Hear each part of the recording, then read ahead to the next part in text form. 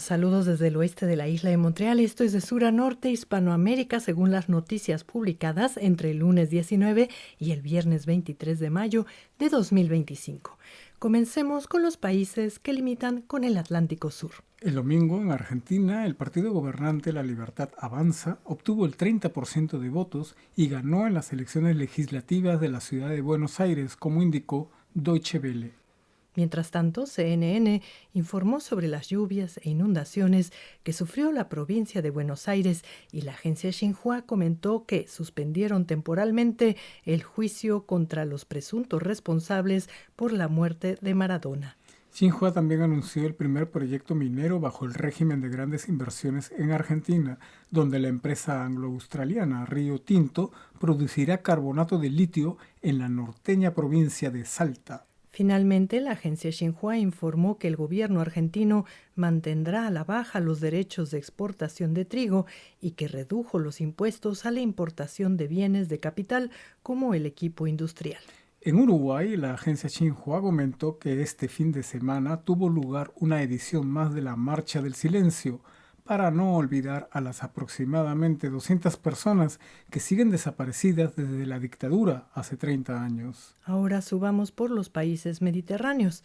En Paraguay, los incrementos en el sector servicios y agro llevaron a que Paraguay anunciara su desempleo más bajo en los últimos 8 años, como indicó la ministra de Trabajo, Empleo y Seguridad Social, Mónica Recalde, citada por Xinhua. La agencia japonesa NHK, por su parte, realizó una amplia cobertura sobre la visita del presidente paraguayo Santiago Peña a Japón, donde se reunió con el primer ministro Shigeru Ishiba y le solicitó comprar más productos agropecuarios paraguayos. En Bolivia, la agencia Xinhua informó que continúa la crisis de combustibles y las filas para recargar gasolina o diésel son cada vez más largas. Xinhua también informó que el gobierno de Chile habilitó 3 plantas procesadoras de leche en Bolivia para iniciar exportaciones al mercado chileno. Finalmente, los seguidores del expresidente Evo Morales, que no pudo inscribir su candidatura a las elecciones de este año en Bolivia, amenazaron con realizar protestas para pedir la renuncia del presidente Luis Arce, según contó Xinhua.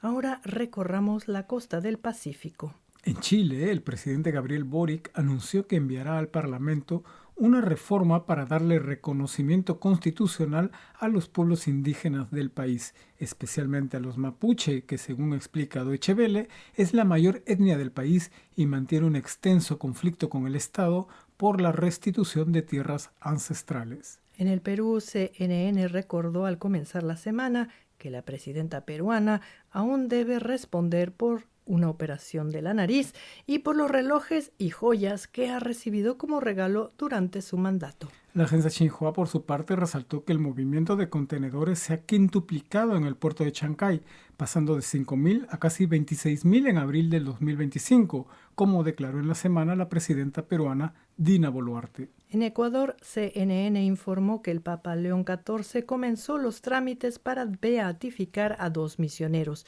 un español y una colombiana, ambos asesinados en la selva amazónica del Ecuador.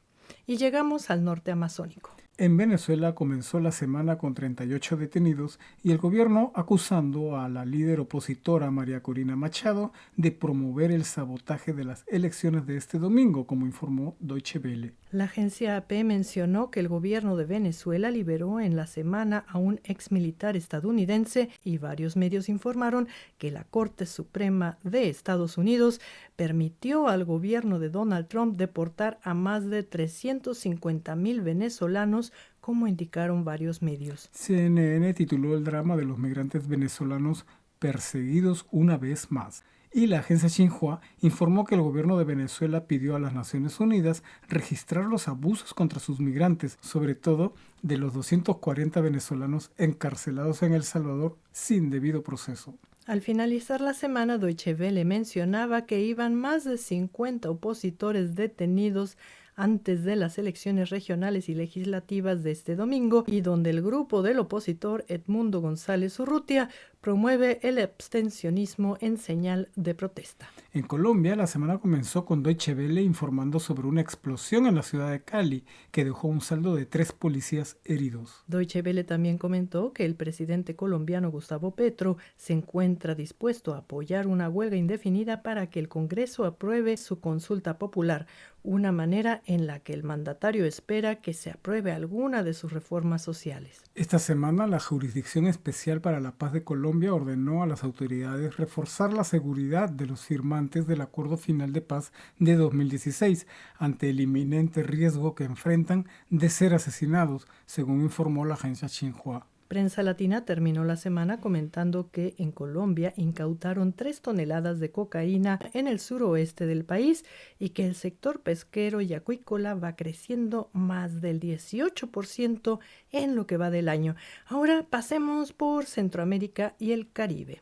Panamá reafirmó el martes su compromiso de mantener el canal neutral para todas las naves del mundo en tiempos de paz y guerra durante los debates del Consejo de Seguridad de las Naciones Unidas, según informó la agencia Xinhua. Xinhua también indicó que el jueves, y con motivo de la conmemoración del Día Internacional de la Biodiversidad, los guardabosques panameños se entrenaron en el uso de una aplicación móvil para documentar especies.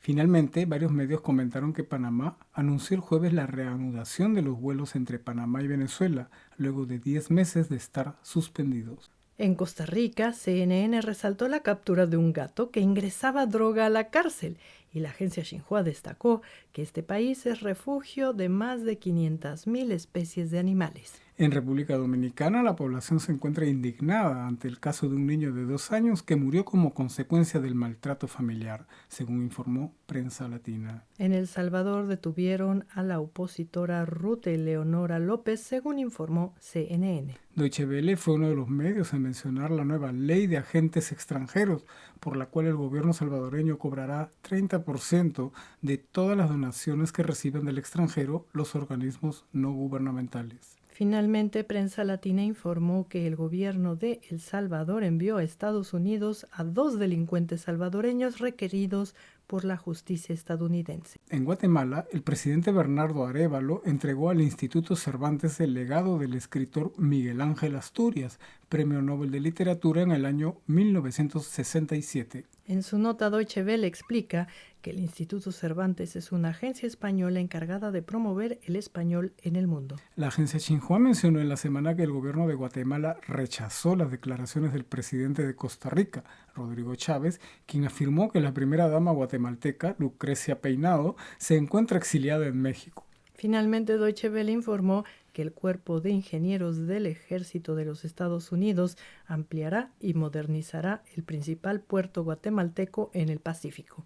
Y llegamos al norte. En México, la semana comenzó con el triste saldo de 2 cadetes muertos luego de que su embarcación chocara con el puente de Brooklyn, como indicó CNN, y en la semana varios medios aún seguían preguntándose por las causas y el responsable del accidente. Deutsche Welle, como tantos otros medios, informaron sobre el asesinato de 2 asesores de la jefa de gobierno de la Ciudad de México, Clara Brugada.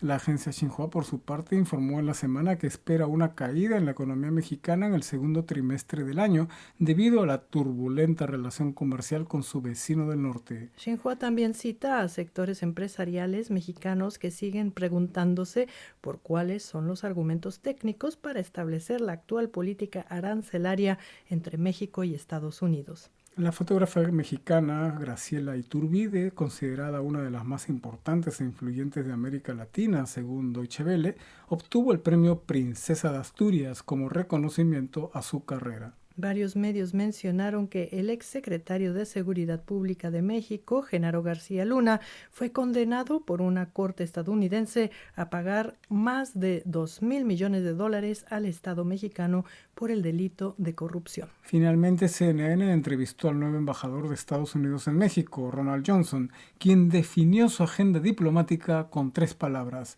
seguridad, frontera y migración. Y finalizamos con el dato de la semana.